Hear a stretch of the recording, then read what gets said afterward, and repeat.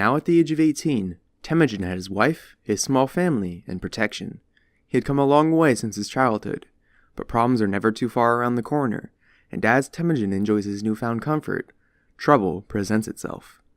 Shortly after the rescue of Bort, it was discovered that she was pregnant. The subject of the boy's father would become a determining factor in Mongolian politics for years to come.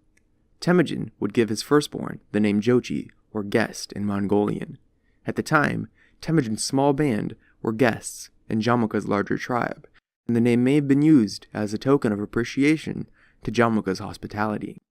The two men made yet another vow of brotherhood together, this time as grown men, a sign that would foretell of their coming strength together, not only as allies, but as brothers. Temujin would no longer be a hunter, living on the edges of the world, off whichever catch his small band could obtain.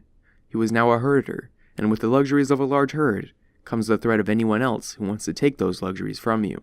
Temujin's close relationship with Jamuka provided him a special status within the clan, so that he did not simply join as a regular member. And so for the time being, Temujin found it acceptable to live under Jamuka's leadership. But as Temujin's past foreshadowed, he was not the type to sit idly under anyone else's orders. In Mongolian society, each lineage was known as a bone. The closer lineages were known as white bones. This was the immediate family. The more distant the relation, the blacker the bone of the lineage. Jamuka and Temujin were both distantly related, as everyone was on the steppe. They could trace their lineage to a single woman. Jamuka's family claimed lineage from her first husband, and Temujin came from her second husband. Because Jamuka's descendant was a steppe herder and Temujin's a hunter, Jamuka could claim that his lineage was superior, and that fact would prove impossible to break if Temujin would ever seek to become the leader of the band. Temujin's family would always be the black-boned kin, and the only way for him to establish himself as a white-boned would be to create a new clan for himself, in which his family ruled from the center.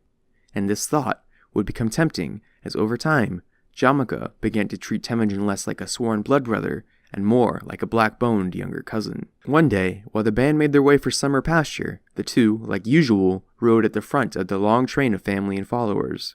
But on this fateful day, Jamuka decided that he was no longer willing to share leadership, perhaps because he felt that Temujin's popularity with the other members of the band was getting too out of control. He told his blood brother that he himself should lead the horses higher up near the mountains, and that Temujin should take the less prestigious sheep and other livestock closer to the river.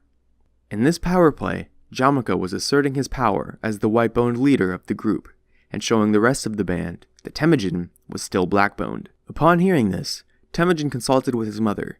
This had thrown him off guard, and he was uncertain of how to respond. Bort overheard and immediately jumped into the conversation, and demanded that Temujin break apart from Jamuka, and that anyone else who would follow them should do so too. That same day, Temujin and his followers left the camp in secret, and many of Jamuka's followers came with. They continued throughout the night to put distance between themselves, in case Jamuka sought to seek vengeance on the group for taking some of his followers. Despite the breaking apart of the group, Jamuka did not pursue, but the conflict that they avoided that day would reign over the two groups for years to come. Now 19, Temujin had chosen his path, not only as a survivor, but a ruler. The conflict between the two brothers would linger for decades, as the two groups stole animals and women from each other, in raids that would happen on the fringes of the two groups.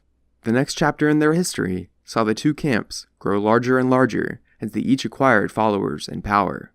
Yet neither of them gained the same power that the more powerful Naiman, Kariad, and Tartars had.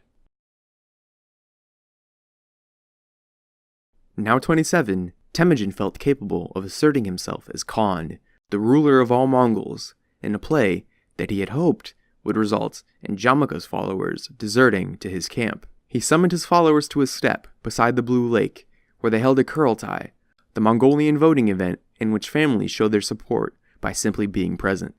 The event had a low turnout, and showed that Jamuka still had a larger band of followers. This event showed how Temujin's clan was still a small band of families in comparison to the larger clans that surrounded him. Shortly after the event, Temujin sent word to Onkong to submit that he was still a vassal, and that he simply meant to unify the Mongols underneath him, and his tribe, the Kariad. The Khan agreed, and seemed fine to let the two brothers fight amongst themselves, so that they stayed weak and unable to contend with him as the Khan of the Kariad. Despite the failure of the Kurultai, Temujin decided to enact some of the changes that he saw fit as Khan.